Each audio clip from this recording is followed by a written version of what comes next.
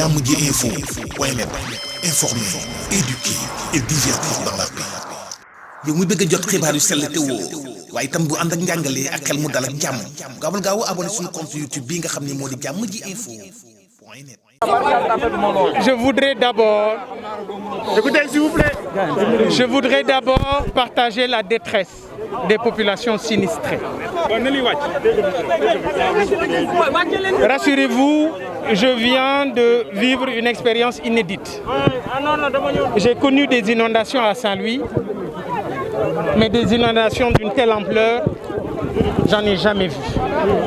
Ces populations ont besoin de soutien.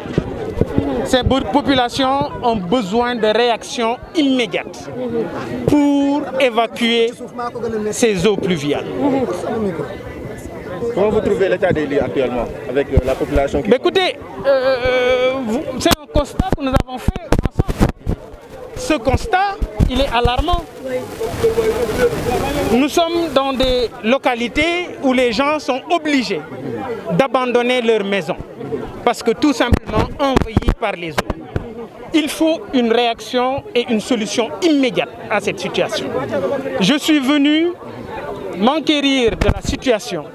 Je suis venu apporter notre modeste soutien parce que en ces situations de détresse, ces populations ont besoin d'un coup de pouce.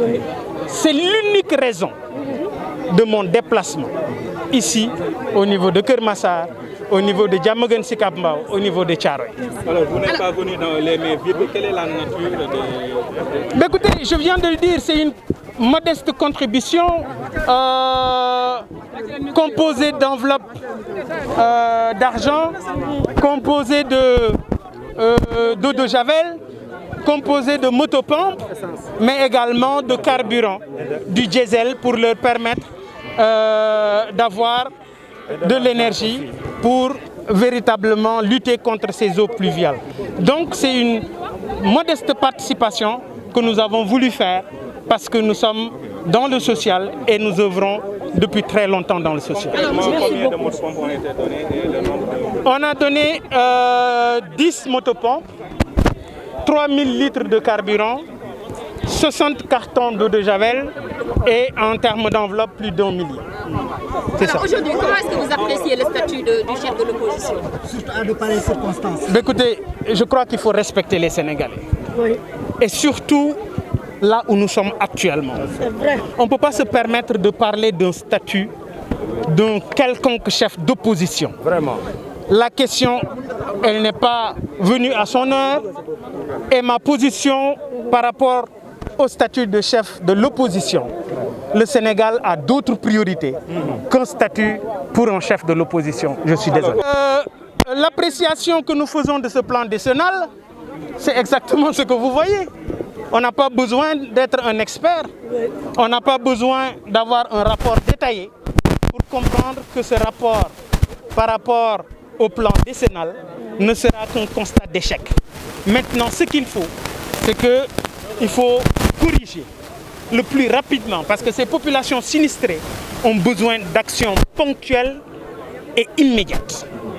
Yàgg naa di dund mbënd parce que Ndar laa dëkk ku ne Ndar wax mbënd mais mbënd mi ma dund fii ma dugg ñii ma gis jafe-jafe yi ñu nekkee ngeen baal ma ci kàddu gi torox tànge gi ñu nekk parce que kenn yéenewul sa bopp lii te lii kenn tegu leen ko lu mooy ñi leen jaay terrain yi. Merci président lii lañ doon xaar ci yow. bu dee kaawu Parcelles Assainies Keur Massar kenn tegu leen ko lu mooy ñi leen ko jaay parce que son nom c'est des Parcelles Assainies. Quand ces parcelles ne sont pas assainies ki leen ko jaay moom moo nekk en faute et je crois qu'aujourd'hui ñoom ci seen bopp ils sont en mesure ils doivent être en mesure de porter plainte contre cette société bi leen jaay terrain yi te kenn assainiru ko parce que jàpp nañu ne même tur bi rek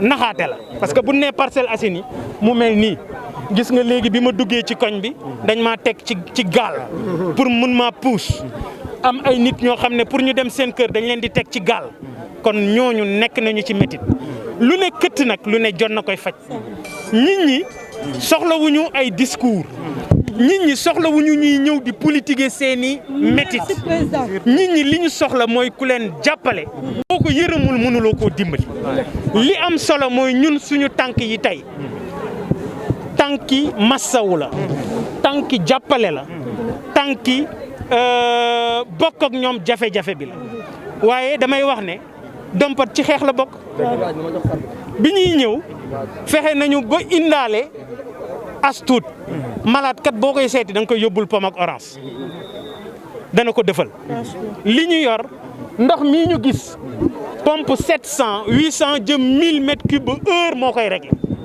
loolu nguur rek ko mën nde ñun pompe yi ñu indi ay pompe 80 la jàpp 60 kon loolu amul njariñ fii moo tax ñu jox leen 300 litres carburant jox leen enveloppe 150 000 pour seeni añ jox leen 10 cartons eau de javel ndax ndox mi ñuy dugg soxla nañu lii daal mooy taxawaay bi lii it mooy li nga xam ne moom la ñu nekk di yëngu. plan décennal bi ñaari at moo ci des boo ko doon évaluer yow loo gis.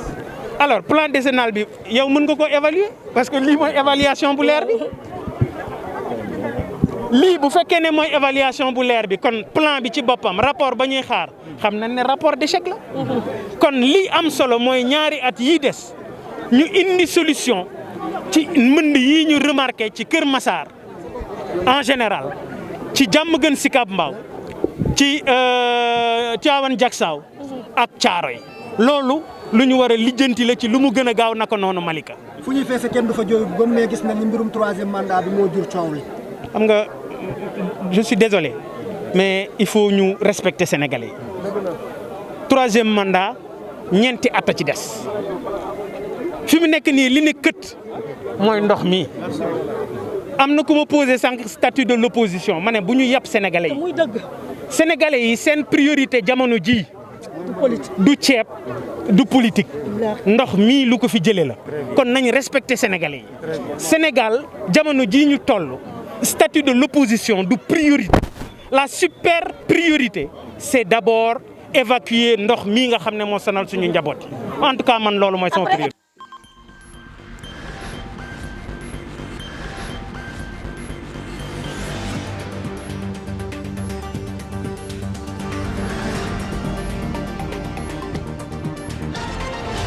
Diamji Info point net informer, éduquer et divertir dans la paix. yow mu bëgg a jot xibaar yu sell te woo waaye itam bu ànd ak njàngalee ak xel mu dal ak jàmm gaawal gaaw abonné suñu compte YouTube bii nga xam ne moo di Diamji Info point net